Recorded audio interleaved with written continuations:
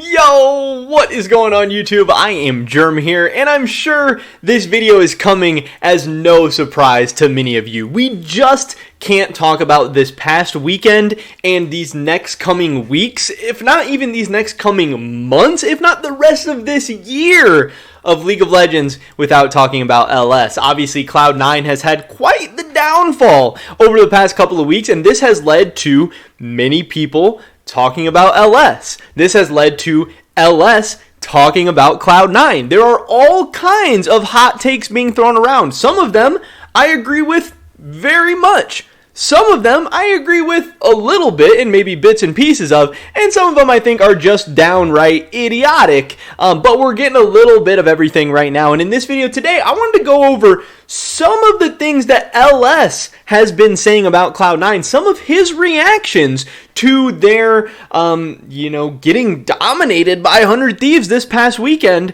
And yeah, it's going to be entertaining. It's going to be exciting. It's going to be fun. Like I said, this is being talked about right now, but this is going to be talked about for the rest of the year. I mean, anytime C9 loses, especially a big game, especially an important game, C9 and LS, they're going to keep being compared. They're going to keep being brought up. So definitely drop a like if you guys do enjoy this video. I would appreciate that so much. And subscribe to stay up to date on all my latest content. Help us run those numbers up a little bit. We have tons of awesome videos coming out in the near future, and you guys don't want to miss any of that. With that being said, let's get right into this. We have the first clip here. LS rages at C9's Renekton pick being useless. Obviously, this was a mega storyline from the past weekend. People are really missing those LS drafts, even though we only got to see 4 games of them. People are missing the creativity, the scaling, abusing the boring playstyle, whatever, of the LCS. And people have not been missing the Renekton, the Jaces, the Nards, the patented Summit picks. And again, this kind of just exploded this weekend when there was a couple of Renekton games that went very bad for Cloud9. So let's take a look at this first LS clip here. Oh god, midwave and top wave are really bad. FBI wants to get rid of Gravitum, yeah? Oh wait, actually no he doesn't. Not with Moonlight Vigil. First he wants to open with Gravitum. Wait, what?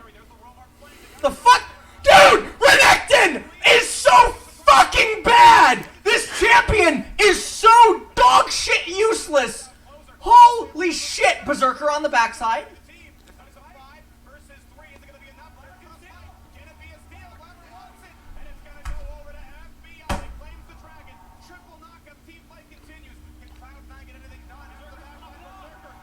Berserker going nuts! They win, right? They win? They win. Holy shit. What a miracle team fight, man. What an actual fucking miracle. Holy shit. Now, the funniest part of that whole clip might be the fact that, hey, we know C9 does not go on to win that game, even though Alice is saying, hey, the game's over, we won, we done, what a miracle fight. It was a miracle fight, and damn, how good is Berserker? How good is this kid? At his age, to be popping off in team fights like that, despite the play being around him, I mean, that team fight was pretty much a 4v5. Renekton realm warps in and pretty much gets deleted instantly. He pretty much did nothing. And it's just hilarious because if you were a C9 player, coach, management, whatever, you knew, 100% fact, if you lost any games, any playoff series, if you didn't make MSI, if you didn't make Worlds, if you sucked at Worlds, if you sucked in the playoffs, whatever, you were going to hear about how LS would have done better or could have done better, how you should have kept LS, yada, yada, yada. That was coming. You knew that was coming. So for any loss, you kind of had to gear up for that a little bit. But when you pick Renekton and lose with them, and you go like 1-17-2 or something ridiculous, 1-15-2 on Renekton in 2 games, it's just given LS and that fan base even more ammo to just absolutely unleash on you and absolutely dunk on you. And that clip was just, a perfect kind of culmination of this whole weekend. Summit on Renekton did not show up, and it did not work. Now, there have been times this split where Summit on Renekton has been a monster. He has carried games, and maybe certain times where LS and his fan base and the people that believe in that stuff, maybe they didn't look so right, or maybe they were wrong, or whatever. But clearly, teams in the LCS have devised a strategy to be able to pick apart how C9 is playing right now, be able to pick apart these couple of picks they have. And the Renekton, that strategy, Summit, how he was playing, absolutely did not work this weekend. And again, it was just the perfect storm of what LS and his fans and everything were looking for. And it just makes it even more entertaining. It makes it even more hilarious. But, you got to feel for the C9 players and staff and coaches a little bit because, man, you knew they were going to get ripped into. And then to pick that game 1 and then run back the salty draft in game 2 and have it turn out the exact same, a little bit closer. They got to the open Nexus, but the Renekton wasn't any better. Oh, man, I mean, you just can't make that stuff up. But then, we also have this clip of LS reacting to Summit's champion pool. And I think this brings up, some even more questions, maybe gives a little bit more insight to the whole C9 and LS situation. So let's take a look at this one as well, because this one's actually pretty interesting and not something that I've necessarily seen as many people talking about. Why does Summit only like caveman champs? Has anyone ever gone to Summit's match history throughout his entire competitive history? Take a look at how many unique champions he's played. It's actually one of the most bewildering things, by the way. It really is. It actually is. It is. Hold on. Look. Let me show you. It's actually very interesting. You guys will not believe me. Let me just show you his unique champs.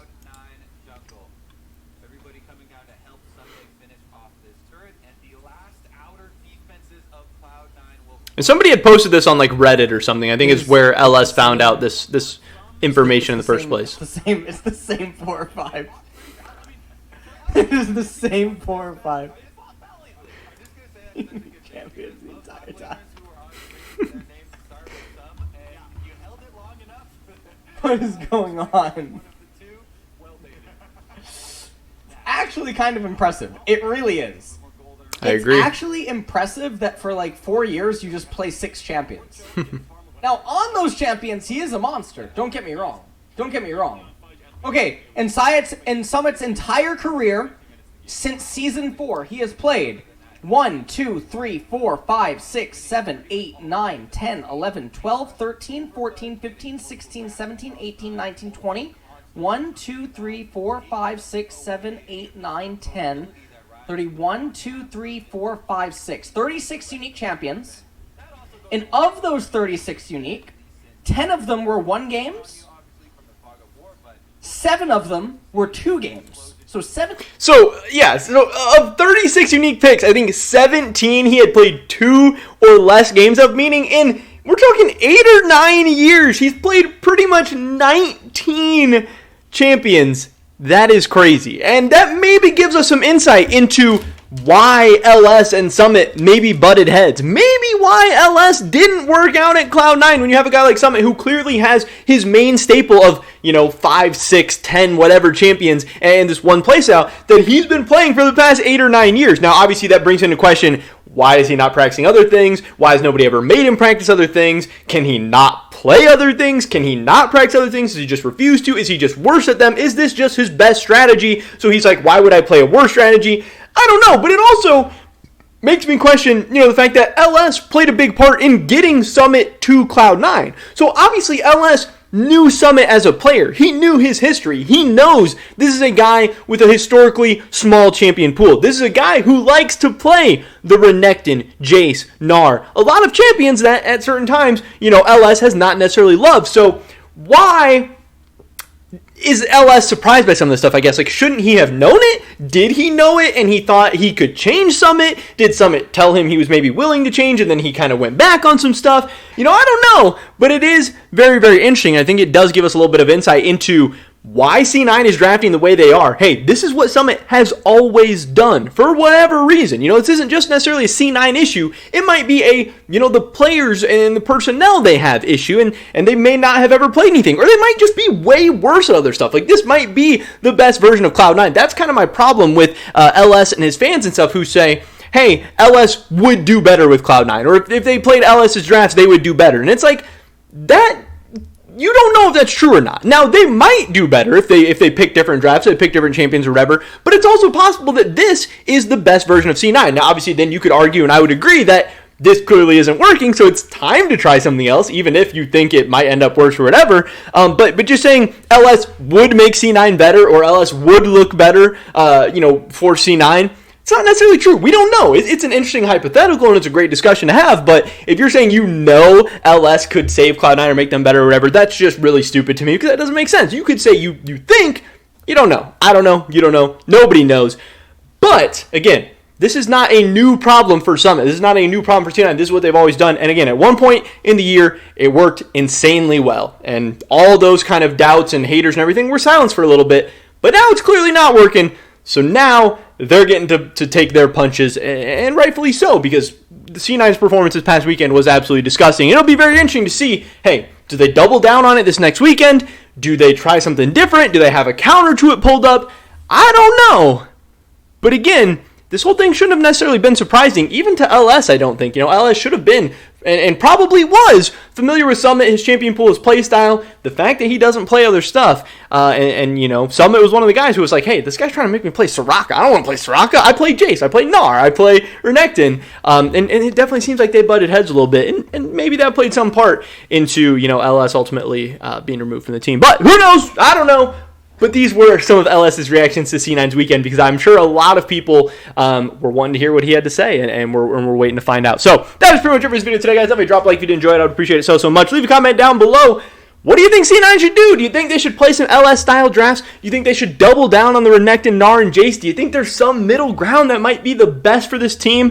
I don't know. I'd love to hear your guys' thoughts and opinions. Subscribe, stay up to date on all my latest content. Hopefully catch you guys in the next one. But until then, peace!